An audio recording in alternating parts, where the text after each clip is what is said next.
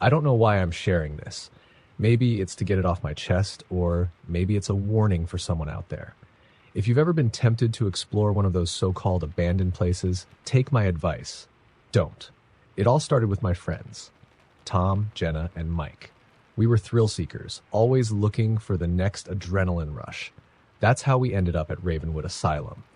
The old asylum had been shut down since the 1960s, surrounded by rumors of cruel experiments, disappearances, and worse. People in the area whispered about screams echoing through the woods at night. It was a dare we couldn't resist. We went late, around midnight, because of course that's when these things are supposed to be the scariest. The building stood in the middle of nowhere, its silhouette jagged against the night sky. The windows were shattered, the roof partially caved in, and vines snaked their way up the crumbling walls. The air was heavy with decay, and the faint sound of crickets seemed distant, muffled, like even nature was too afraid to intrude. We crept inside with flashlights, our beams cutting through the darkness. The smell hit us first. Damp rot mixed with something metallic. Blood? I didn't want to think about it. The main hallway stretched out before us, lined with doors leading to rooms we weren't eager to explore. The floors creaked with every step, the sound amplified in the eerie silence. Tom, the bravest or dumbest of us, led the way. "This place isn't that scary," he muttered, though his voice was too loud, too forced. Jenna clung to my arm, her flashlight trembling. Mike kept looking over his shoulder like he expected to see something creeping up on us. We reached the common room, or what was left of it. Broken furniture, graffiti, and shards of glass were scattered everywhere. That's when Jenna gasped, her flashlight catching something on the wall. It was writing, scrawled in a rusty red substance that I prayed wasn't blood. "Leave! They watch you." Tom laughed nervously, probably just some punk kids trying to scare people. But then we heard it. A faint scraping sound like nails dragging across concrete. "Did you hear that?" Mike whispered. "Probably the wind," Tom said, but his bravado was slipping. We pressed on, deeper into the asylum, because leaving would have made us cowards, right? The hallways seemed to stretch endlessly, the shadows shifting in ways that didn't match our movements. The scraping sound followed us, growing louder, more deliberate. At one point, we found ourselves in a room with an old examination table. Rusted restraints hung from its edges, and the walls were lined with cabinets filled with ancient medical tools. The air felt colder here, oppressive. And then we heard the laughter. It wasn't happy laughter. It was low, guttural, echoing like it came from all around us. "Okay, this isn't funny," Jenna hissed, her nails digging into my arm. "No one's laughing," Mike said, his voice barely audible. Tom swung his flashlight toward the doorway, and that's when we saw it. A figure. No, a shadow. It was tall, unnaturally so, its outline flickering like static on a broken TV. Its head tilted, as if studying us, and then it moved. Not walked, but glided into the room. "Run!" Tom screamed, but none of us could move. The shadow stretched toward us, and I swear I felt it, like icy tendrils wrapping around my chest. The lights on our flashlights flickered and died, plunging us into darkness. That's when I felt the breath on my neck, hot and damp, and a voice whispered, "Stay." Something snapped in me, pure animal instinct, and I bolted. I didn't even check if the others were behind me. I ran through the hallways, the scraping sound now deafening, the laughter blending into screams. Doors slammed shut around me, and I swear the walls themselves were closing in. I don't know how I made it out, but when I stumbled into the night, gasping for air, I realized I was alone. I waited by the car, screaming their names, but no one came. At sunrise, I finally called the cops. They searched the asylum for hours, but found no sign of my friends. Their flashlights, backpacks, and even Tom's jacket were there, but it was like they just vanished. The police chalked it up to an elaborate prank gone wrong. They thought my story was some hysterical delusion, maybe even guilt. I don't blame them. It sounds insane, but I know what I saw. I've tried to move on, but it's impossible. I still hear the laughter sometimes, late at night. Sometimes I wake up and swear I see that shadow flickering in the corner of my room. And the worst part? Last week, I got a package in the mail. No return address. Inside was a single Polaroid photo. It was a picture of me, taken at Ravenwood. But I wasn't alone. Behind me, just over my shoulder, was the shadow. Story number 2. I never wanted to believe in ghosts. I was the rational type, the one who needed proof before jumping to conclusions. But what happened at Black Hollow Mine changed everything. Black Hollow Mine sits on the outskirts of a small, forgotten town in West Virginia. The mine was abandoned in the early 1900s after a cave-in killed over 30 workers. Locals whispered about strange lights flickering in the shafts at night and voices echoing from deep underground. It was a place people avoided, but for my friends and me, it was the perfect spot for a Halloween dare. There were 4 of us: Sarah, the fearless leader; Jake, the skeptic who always had a snarky comment; Lisa, who hated the idea but didn't want to be left out; and me. I was the quiet one, the observer. I should have trusted my gut that night when it screamed at me to stay home. We reached the mine just after sunset. The entrance was boarded up, but Sarah had come prepared with a crowbar. The boards groaned and splintered as she pried them loose, revealing a yawning black hole. The air that spilled out was frigid, carrying with it the smell of damp earth and something metallic. "Let's just peek inside," Sarah said, her voice laced with excitement. Jake rolled his eyes. "This place is just a hole in the ground. Nothing scary about it." We stepped inside, our flashlights illuminating jagged walls and rusted tracks that once carried carts full of coal. The deeper we went, the colder it got. The silence was oppressive, broken only by the crunch of gravel underfoot and the occasional drip of water. About 10 minutes in, we found the old elevator shaft. The lift itself was long gone, leaving behind a gaping void that seemed to go on forever. Lisa shined her flashlight down, but the beam didn't reach the bottom. "Let's head back," she said, her voice trembling. "Come on," Sarah teased. "We've barely seen anything." Jake snorted. "Yeah, don't chicken out now." That's when we heard it. A faint whisper, low and indistinct, coming from deeper in the mine. "Did you hear that?" Lisa whispered. "It's just the wind," Jake said, but his bravado had started to slip. Sarah grinned. "Let's find out." Reluctantly, we followed her. The whispers grew louder, more distinct, though none of us could make out the words. It felt like the mine was alive, breathing around us. The walls seemed closer, the darkness thicker. And then we found the carvings. Etched into the walls were crude symbols, spirals, and jagged shapes that hurt to look at too long. Beneath them were names, dozens of them, scratched into the stone like epitaphs. "What the hell is this?" Jake muttered.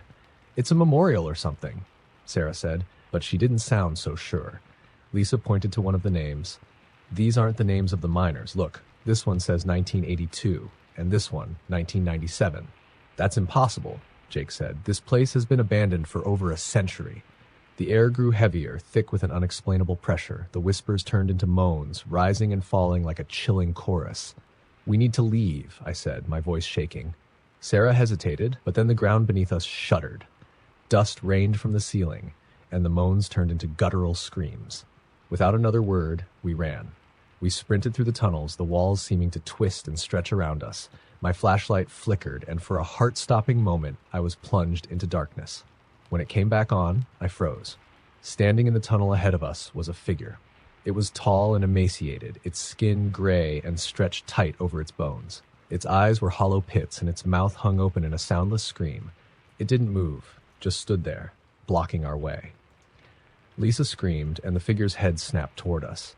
It took a step forward, its movements jerky and unnatural. "Run!" Sarah yelled, and we bolted in the opposite direction. The thing chased us, its footsteps echoing like thunder in the narrow tunnel. I could hear it gaining on us, its raspy breaths growing louder. I didn't dare look back. We reached the elevator shaft, and Sarah screamed, "This way!" She veered down a side tunnel, and we followed, the air growing colder with every step.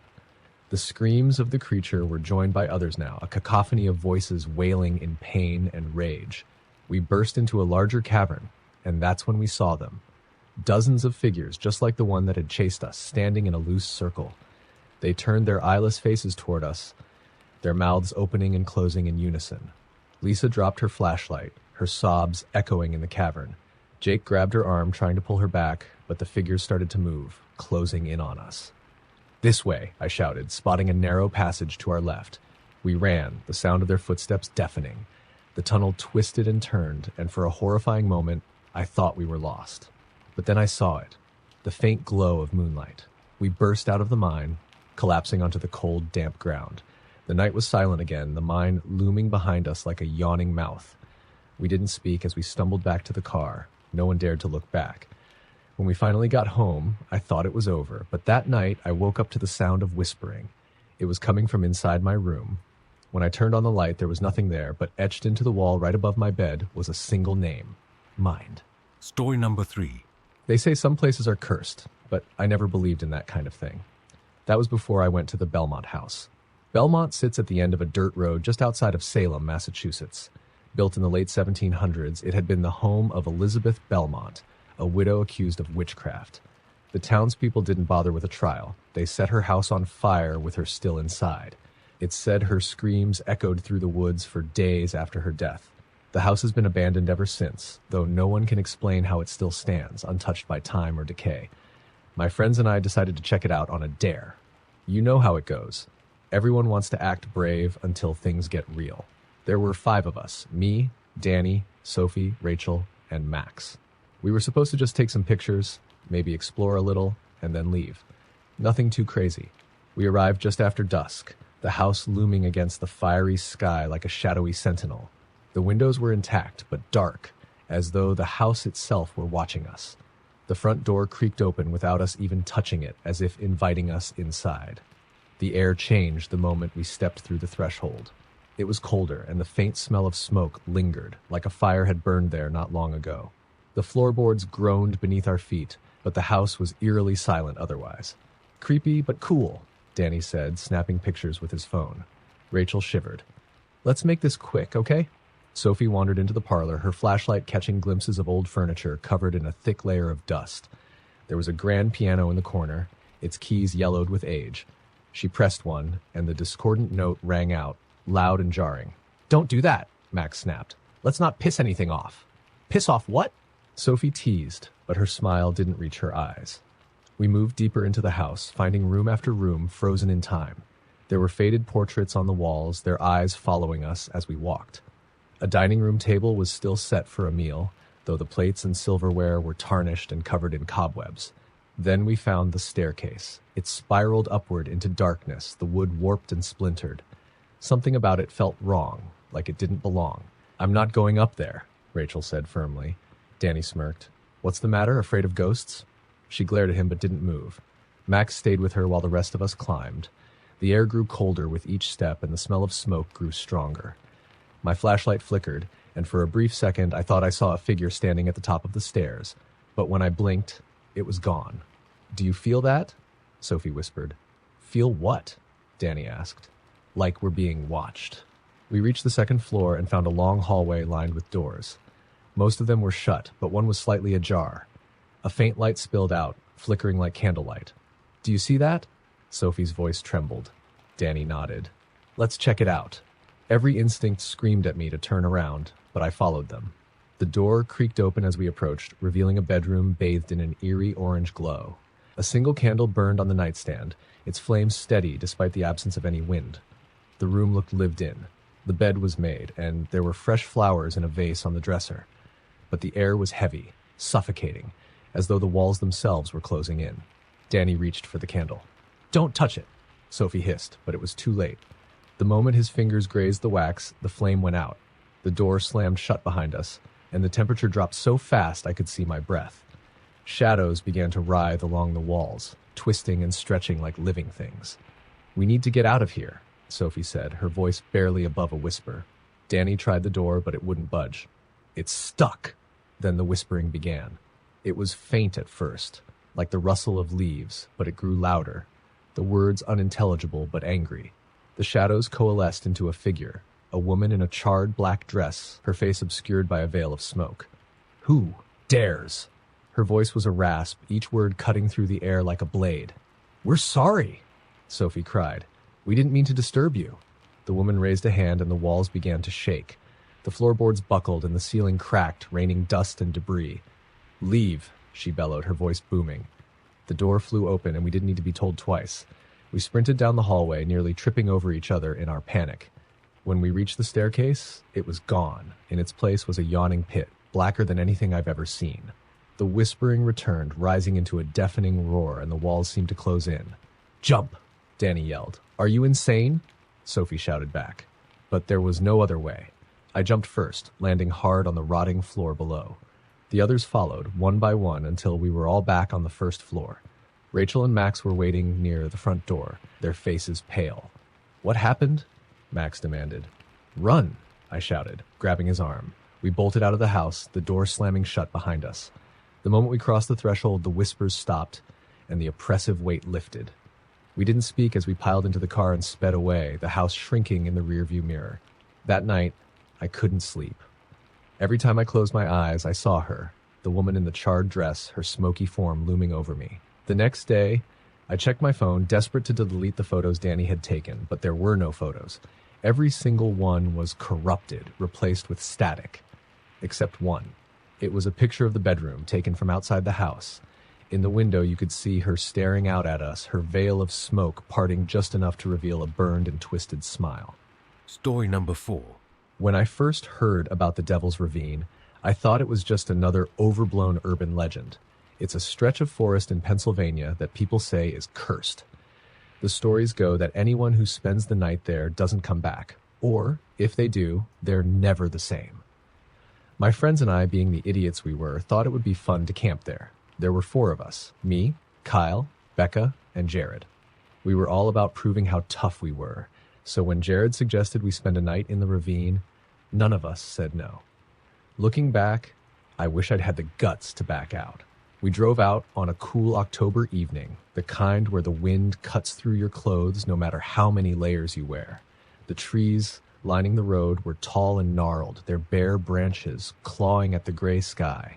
By the time we reached the edge of the forest, the sun was dipping below the horizon, casting everything in a dull orange glow. Perfect timing, Jared said, grinning. Becca rolled her eyes. Yeah, because getting lost in the dark sounds like so much fun. Kyle laughed nervously. It's just a forest, Becca. What's the worst that could happen? We grabbed our gear and hiked in. The trail leading into the ravine was narrow and overgrown, and the deeper we went, the quieter it got. No birds, no insects, just the crunch of leaves beneath our boots and the occasional snap of a twig. About an hour in, we reached a clearing surrounded by jagged rocks. The ground here was covered in strange symbols carved into the dirt, circles, spirals, and shapes that made my stomach twist just looking at them. Creepy, Kyle muttered, snapping a picture with his phone. It's just some old carvings, Jared said, though he avoided looking directly at them. Let's set up camp. We pitched our tents quickly, not wanting to linger in the growing darkness. By the time we lit a fire, the night had swallowed the forest. The shadows cast by the flames danced across the rocks, making the carvings seem like they were moving. All right, Jared said, pulling out a flask. Let's make this interesting. He explained the rules of a game he'd made up on the spot. We'd each take turns exploring the ravine alone for 10 minutes, no flashlights allowed. It was stupid, but none of us wanted to be the one to chicken out. Jared went first, disappearing into the trees with nothing but his phone's stopwatch. He came back grinning, though his face was pale. Nothing out there but trees, he said, but he avoided eye contact. Next was Kyle. When he returned, he was unusually quiet, brushing off our questions with a shrug. Becca was up after him, and by the time she came back, she was visibly shaking. I don't like this, she muttered, sitting close to the fire. Something's out there. What did you see? I asked. She shook her head. I don't know. Shadows, maybe, or something else. Finally, it was my turn. I wanted to back out, I really did, but their eyes were on me, daring me to wimp out, so I grabbed the stopwatch and stepped into the trees. The firelight faded quickly, leaving me in near total darkness. I walked for what felt like forever, the symbols from the clearing flashing in my mind like warnings. The air was thick, heavy, and every sound, every rustle of leaves or crack of a branch, made me jump. Then I saw it.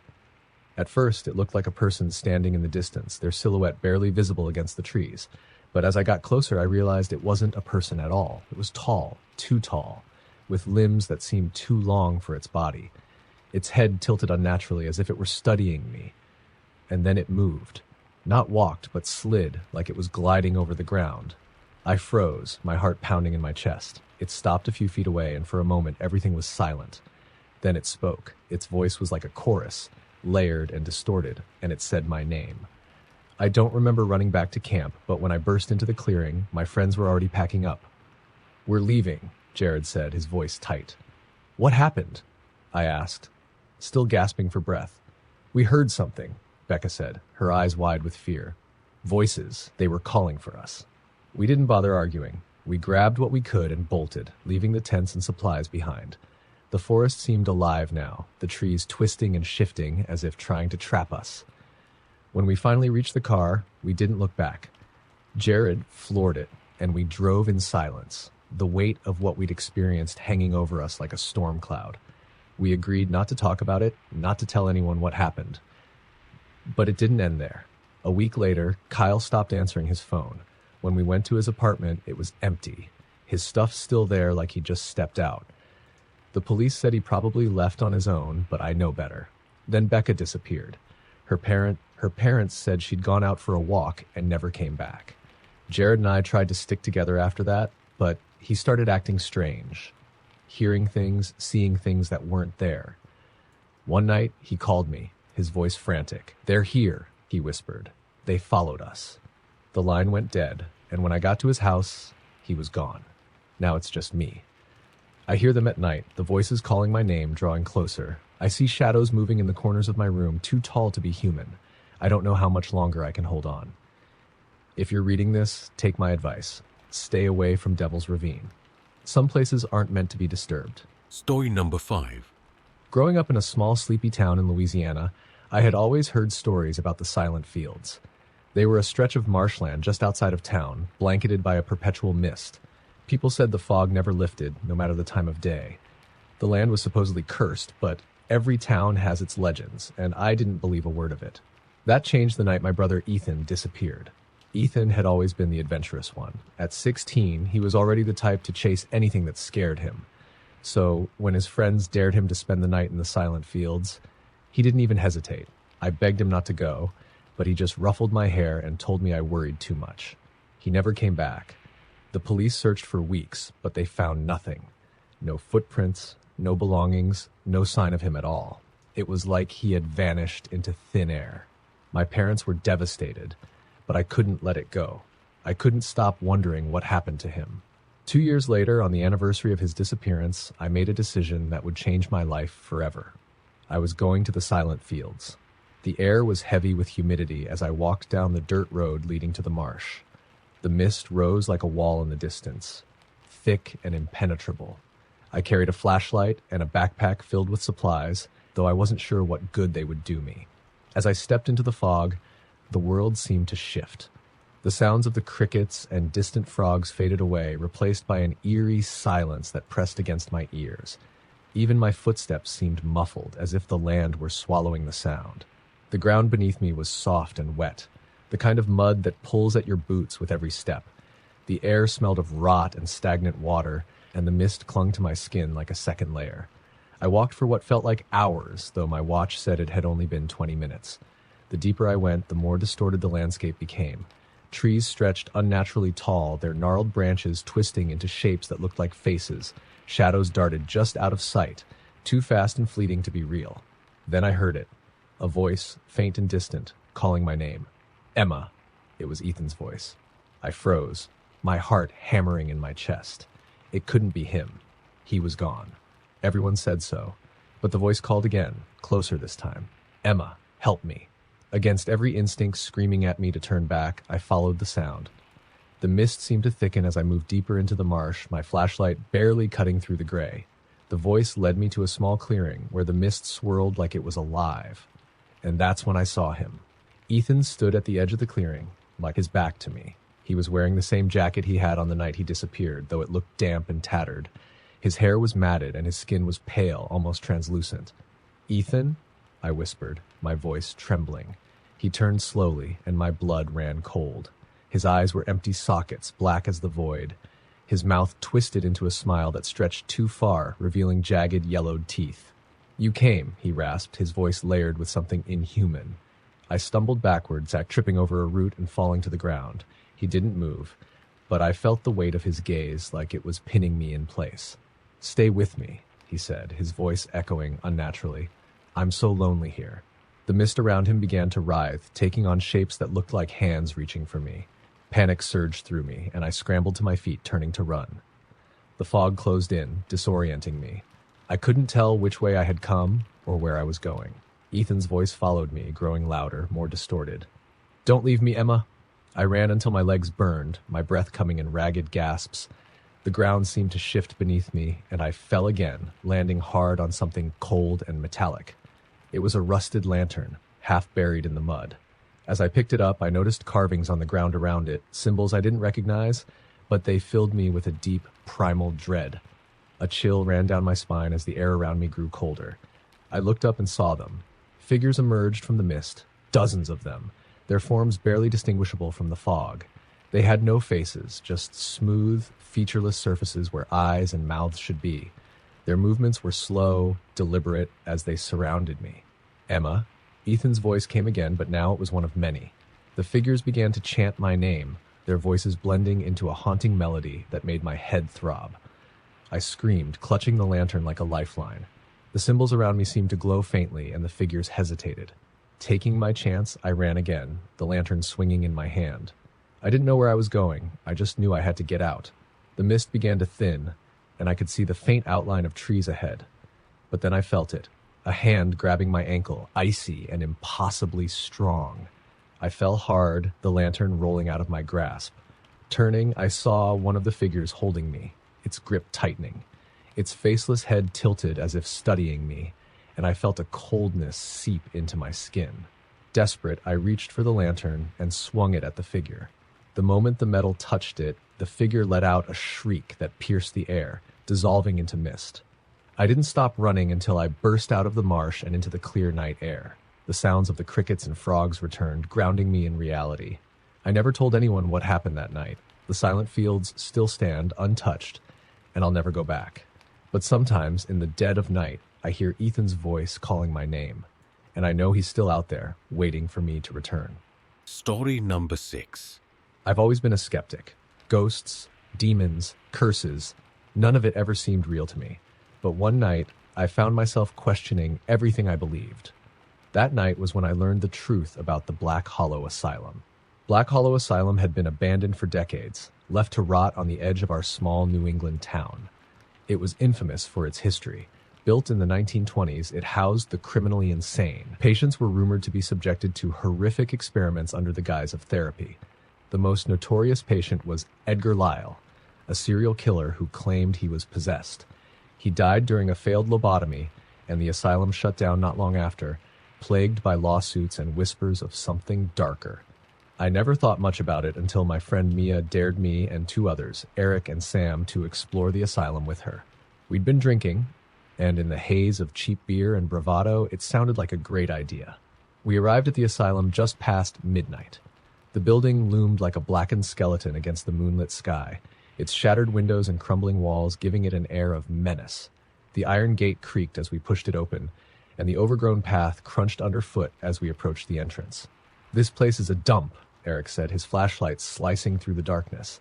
"Scared already?" Mia teased, pulling out her phone to record. The door was heavy, but it gave way with a groan that echoed through the empty halls. The air inside was cold and damp, carrying the faint smell of mildew and something metallic.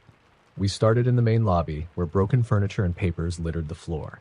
Graffiti covered the walls, but beneath the layers of spray paint, faint words were etched into the plaster. "Let me out! Creepy," Mia said, zooming in on the writing. As we moved deeper into the asylum, the atmosphere grew heavier. The long corridors seemed to stretch endlessly, the shadows playing tricks on our eyes. Doors hung off their hinges, revealing rooms filled with decayed furniture and rusted equipment. Then we found the operating theater. The room was circular, with rows of broken seats rising around a rusted metal table in the center. Old surgical tools lay scattered across a tray, their edges dulled by time. Above us, a cracked skylight let in slivers of moonlight, casting eerie patterns on the walls. "This must be where they did the lobotomies," Mia said, her voice hushed. Sam pointed to the table. "They say Edgar Lyle died right there. Do you feel that?" I asked, shivering despite my jacket. "What?" Eric asked, shining his flashlight around. "The air. It's wrong." No one replied, but the uneasy silence that followed told me they felt it too. We were about to leave the room when Mia's phone buzzed. She frowned, pulling it out to check. "Did you just text me?" she asked, looking at Eric. "No," he said. She showed us her phone. The message was from an unknown number. "Don't go to the basement." We all laughed it off as a prank, probably some glitch or leftover message from another time. But something about the timing unnerved me. Naturally, Mia insisted we find the basement. The stairs leading down were narrow and steep, the air growing colder with each step. By the time we reached the bottom, our breaths were visible in the beam of our flashlights.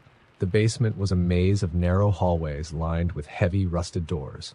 Most were locked, but a few hung open, revealing tiny cells with rotted cots and scratched walls. One of the doors stood out. It was pristine, untouched by time or decay. "What the hell?" Sam muttered. Mia moved closer, her flashlight revealing a plaque beside the door. "Isolation Room 13. Let's open it," she said, already reaching for the handle. "Are you insane?" I snapped, grabbing her arm. "We shouldn't be here." But she shook me off, her curiosity outweighing her fear. The door opened with a low groan, revealing a dark room beyond. At first, it seemed empty. Then we saw the chair. It sat in the center of the room, bolted to the floor. Leather straps dangled from the armrests, and deep grooves were carved into the wood, as though someone had clawed at it in desperation. "What kind of place is this?" Eric whispered. Before anyone could answer, the door slammed shut behind us. Mia screamed, fumbling with the handle, but it wouldn't budge. My flashlight flickered, and for a moment, the room was plunged into darkness. When the light returned, we weren't alone. A figure stood in the corner, hunched and shrouded in shadow. Its breathing was heavy and ragged, filling the room like a growl. "Who's there?" Sam demanded, his voice shaking. The figure stepped forward, and my stomach turned. It was a man. Or what was left of one. His face was twisted, his eyes sunken and filled with something primal. Blood seeped from a jagged scar across his forehead, and his mouth contorted into a grin that didn't reach his hollow eyes. "Get out," he rasped, his voice layered and guttural. We didn't need to be told twice. Mia threw her weight against the door, and it finally gave way. We bolted down the hallway, the man's guttural laughter following us. But the asylum wasn't done with us. The hallways seemed to shift, twisting and turning until we were hopelessly lost. Doors slammed shut on their own, and whispers echoed all around us, growing louder with every step. "They don't want us to leave," Mia sobbed, clutching my arm. Then we saw the exit, the same door we'd entered hours ago. It was open, the cool night air calling to us. We ran for it, bursting into the night and collapsing on the grass outside. But when I looked back, the asylum was gone. In its place was an empty field, overgrown with weeds. No one believed us when we told them what happened. The police said Black Hollow Asylum had been demolished years ago, and there was no record of Isolation Room 13 or a patient named Edgar Lyle. But I know what we saw. And sometimes, late at night, I hear that laughter again, echoing in the corners of my mind. Story number 7. I've never been a fan of road trips, but sometimes life forces you into situations you'd rather avoid. That's how I found myself driving alone down a desolate stretch of Route 113, a forgotten highway cutting through the heart of Nevada's desert. I had left late, hoping to make it to my destination before midnight.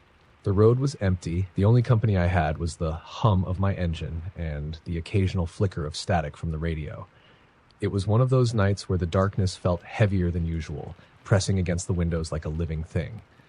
About an hour into the drive, I saw it, a motel sign glowing faintly in the distance. The neon letters buzzed weakly, spelling out, "Last Stop Inn." It was the first sign of civilization I'd seen in miles, and though I wasn't planning on stopping, the flashing vacancy light felt oddly inviting. As I passed the motel, I caught a glimpse of the building. It was old, run-down, and surrounded by a chain-link fence. The parking lot was nearly empty, save for a few rusted cars. Something about it sent a chill down my spine, and I pushed the thought aside, keeping my focus on the road ahead. That's when my car began to sputter. No, I muttered, gripping the wheel tighter as the engine coughed and died. I pulled over to the side of the road, my headlights dimming until I was enveloped in darkness. I sat there for a moment, weighing my options. My phone had no signal, and the nearest town was at least 50 miles away. My only choice was to walk back to the motel and hope someone there could help. The air was eerily still as I approached the Last Stop Inn. The faint buzz of the sign grew louder, almost like a swarm of insects. The front door creaked as I pushed it open, revealing a dimly lit lobby that smelled of mildew and stale cigarette smoke. Behind the counter sat a man with sunken eyes and a tired expression. He looked up as I approached, his face devoid of any real emotion. "Car trouble?" he asked in a voice as dry as the desert air. "Yeah," I said, trying to sound casual. "Do you have a phone I can use?" "My car broke down a few miles back." He stared at me for a long moment before nodding. "Phone's out of service? You can stay here tonight. Mechanic comes through in the morning." I hesitated, glancing back at the door. Something about this place felt off, but I didn't have much choice. "All right," I said, "just for one night." The man handed me a key without asking for payment. Room 6. The hallway leading to my room was dim and smelled of mold. The carpet was threadbare and the walls were lined with faded floral wallpaper. When I reached room 6, I unlocked the door and stepped inside. The room was small and dingy, with a single bed covered in a scratchy-looking blanket. A cracked mirror hung on the wall, and a flickering TV sat on a rickety dresser. I set my bag down and sat on the edge of the bed, trying to shake off the unease that had settled over me. The wind outside began to howl, rattling the windows. Then I noticed it, a faint scratching sound coming from the wall behind the bed. At first, I thought it might be mice, but the noise grew louder and more deliberate. It was rhythmic, like someone was dragging their nails across the wall. Great, I muttered, trying to ignore it. But then it stopped, replaced by a soft whisper. Help me. My heart froze. The voice was faint, almost childlike, and seemed to come from the direction of the mirror. Slowly, I turned to face it. At first, all I saw was my own reflection, pale and wide-eyed. But then something shifted. Behind me in the reflection stood a figure. It was a woman, her face obscured by a curtain of matted black hair. Her hand reached out, pressing against the glass from the other side. I spun around, but the room was empty. When I looked back at the mirror, she was gone. I grabbed my bag, ready to leave, but the door wouldn't budge. No matter how hard I pulled or twisted the knob, it stayed firmly shut. The whispers returned, growing louder, overlapping into a cacophony of voices. They never leave. They never leave. I stumbled back, my breath coming in short gasps. The room felt smaller, the air heavy and suffocating. The walls seemed to close in, the faded wallpaper peeling away to reveal dark, oozing stains beneath. The TV flickered on by itself, displaying static that quickly morphed into an image of the motel's lobby. The man behind the counter was gone, replaced by the woman from the mirror. She stood motionless, her head tilted at an unnatural angle, her hair dripping wet onto the floor. Then she turned, staring directly at the camera. The screen went black. A loud bang shattered the silence, and I whipped around to see the bathroom door swinging open. Steam billowed out, and I could hear the sound of running water. Against every instinct telling me to stay put, I stepped closer. The light inside flickered, revealing the bathtub, which was filled to the brim with murky water. Floating in it was a key. It was labeled Room 13. I didn't want to take it. Every fiber of my being screamed that I shouldn't, but my hand moved on its own, reaching into the water and pulling it out. The moment I touched the key, the whispers stopped. The wind outside died, and the room was silent. But the silence was worse. I knew what I had to do. I found Room 13 at the end of the hallway. The door was slightly ajar, and a faint light spilled out into the corridor. Inside, the room was pristine, completely unlike the others. The bed was neatly made, the furniture polished and new. But the air was freezing, and I could see my breath as I stepped inside. On the bed sat a journal, its leather cover worn and cracked. I picked it up, flipping through pages filled with frantic, scrawled handwriting. They don't let you leave. The man at the counter, he's not human. If you're reading this, it's too late. The final entry made my blood run cold. She's behind you. I turned slowly, my heart hammering in my chest. The woman was there, her face inches from mine. Her eyes were hollow pits, and her mouth twisted into a grotesque grin. I don't remember much after that. When I woke up, I was back in my car, parked on the side of Route 113. The sun was rising, casting long shadows across the empty road. I never saw the last stop in again. But sometimes when I'm driving alone at night, I catch glimpses of it in the rearview mirror.